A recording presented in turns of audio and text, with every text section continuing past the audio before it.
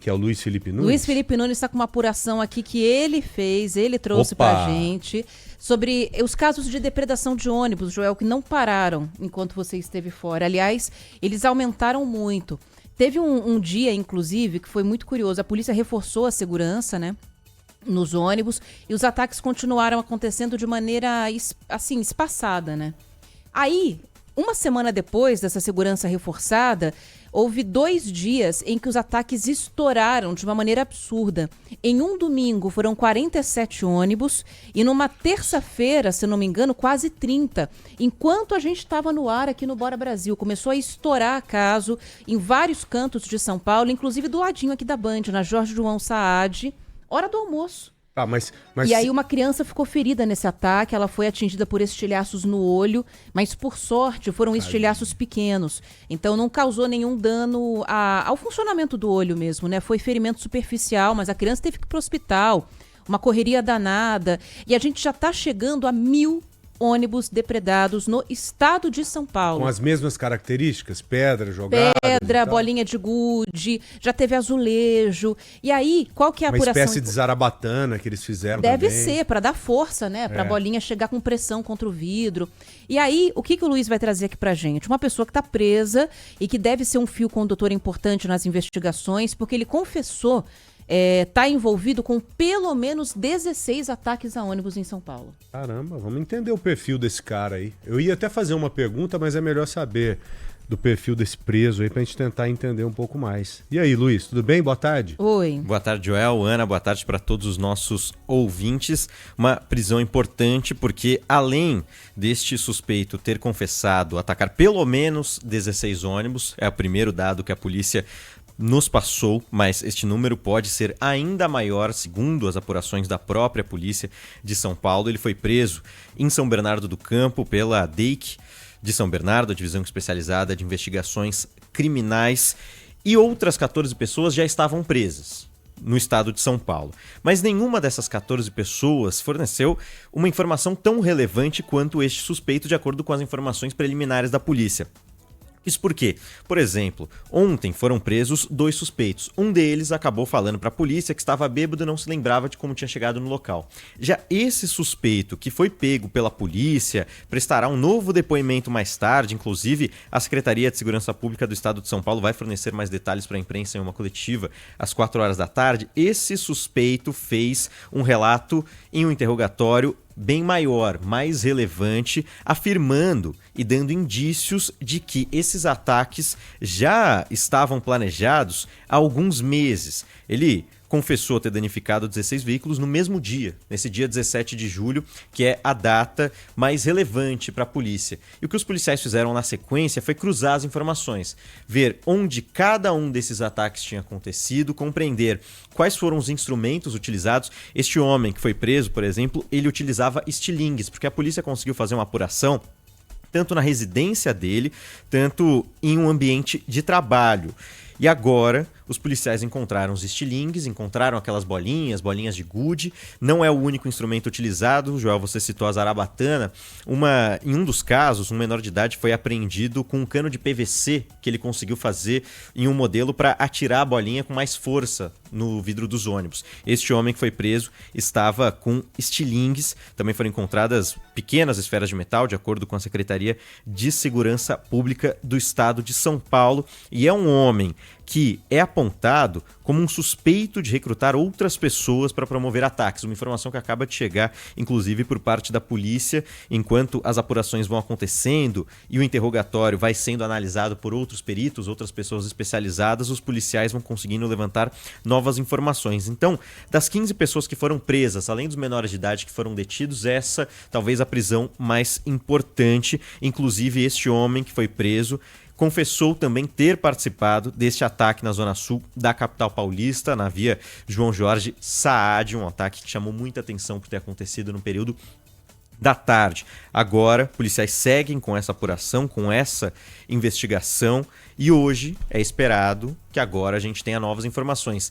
É uma novidade. Qual a idade dele?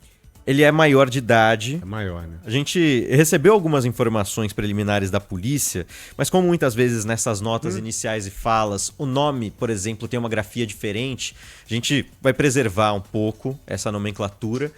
Tinha até duas possibilidades, eu me lembro, há pouco tempo. Uma delas seria desafio em jogos. Pelo menos naquele momento, para mim, era o mais crível ali, o mais fácil de se acreditar. E havia uma possibilidade, para mim, naquele momento mais remota, de ser algo organizado pelo crime organizado, pelo PCC, alguma coisa assim. Como é que está caminhando essa investigação? Hoje, já com quantos presos? Já são 15 presos em São Paulo. Com esse 15. Fora os menores de idade que foram apreendidos aí no meio do caminho. Tem muita gente ainda que está sendo solta. Já tem algum caminho forte em relação a Então, isso? sabe que a gente falou muito isso aqui enquanto você estava fora, que tem essas 3 linhas, né? Os ataques online, a questão de disputa entre empresas e o crime organizado que pode estar envolvido com tudo em São Paulo. E a cada momento vai se encaminhando para uma linha de investigação. O que a polícia tem apontado como caminho mais possível é envolvimento das empresas. Disputa de território, porque eles começaram a desenhar, colocar no mapa as avenidas onde os ataques aconteciam e as empresas. Algumas empresas estão incólumes até agora, passaram sem ataque nenhum a ônibus. Então a coisa está parecendo direcionada a algumas empresas, alguns CNPJs, né? Mas conclusão mesmo, né, Luiz? Nada. Mas se tem algumas empresas incólumes, totalmente preservadas, é um caminho interessantíssimo nessa discussão aí. E tem informações importantes também sobre o modelo dos ataques. Muitos deles, na primeira apuração que a polícia fez no começo dessa investigação, 60% dos ataques na cidade de São Paulo estavam concentrados na zona sul da capital paulista. Então é mais um fator que chama a atenção da polícia.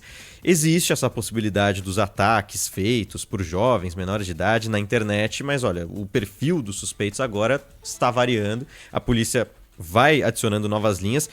Essa coletiva de imprensa, onde a polícia já vai ter todas as informações relevantes para nos passar às 4 horas da tarde, vai ser essencial para a gente entender se alguma linha foi descartada ou adicionada. Mas, por enquanto, eram essas linhas ainda que estavam sendo traçadas pela polícia, Joel. Naquele momento que a gente discutia essas possibilidades, sem ter muita informação de investigação, não havia tantos presos. Eu me lembro que nós noticiamos o primeiro preso, entendeu? Era algo assim bem empírico. Mas essa informação que a Ana traz aqui, certamente como reforço em cima de algo que vocês já discutiram aqui nesses dias passados, é algo assim impressionante. É algo que se você coloca o olhar de investigador numa investigação como essa, você não tem como não caminhar aqui. Pô, tem uma região lá em que várias empresas atendem essa mesma região. Só os ônibus de uma empresa estão preservados? Ou de algumas poucas empresas estão preservados? Ou teve um ataque muito pequeno contra elas. Algumas empresas estão com o número de ônibus danificado muito grande. E aí, alguns dias atrás, o número 2, né, da Secretaria de Segurança Pública de São Paulo, o delegado Oswaldo Nico, deu uma entrevista aqui pra gente na Rádio Bandeirantes e ele falou que gostaria que as empresas de ônibus estivessem contribuindo mais.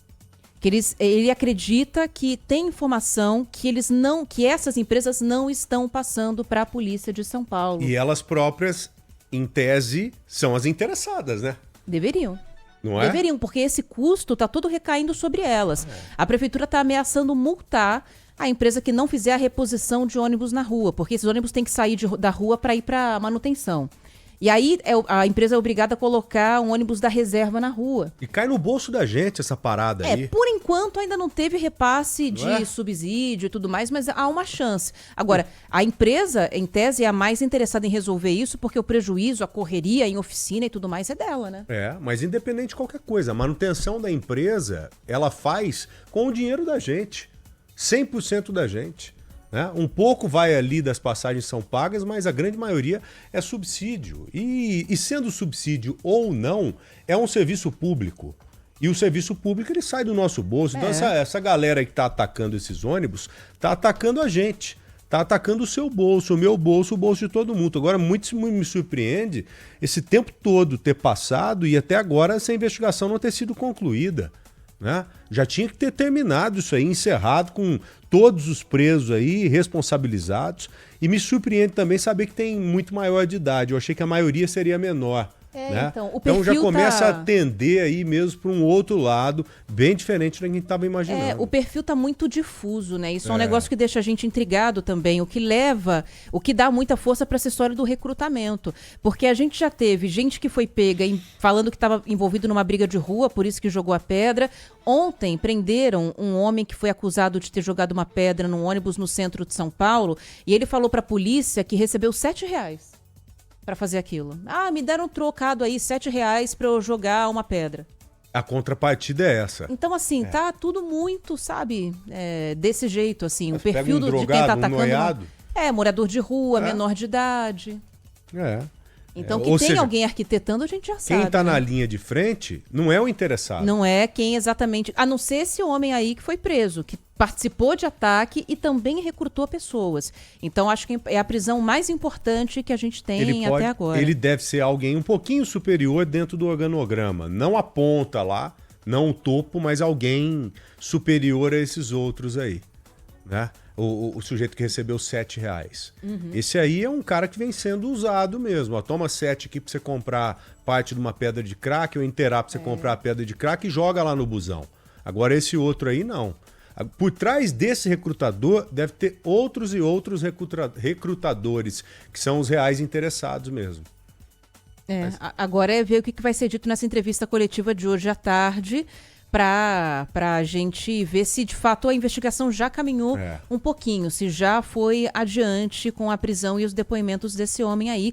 Ao que tudo indica, uma grande prisão que foi feita pelo DEIC de São Bernardo do Campo. Verdade. Luiz Felipe Nunes, muito obrigado a você, um abraço, hein? Obrigado, gente, um abraço. Valeu, queridão.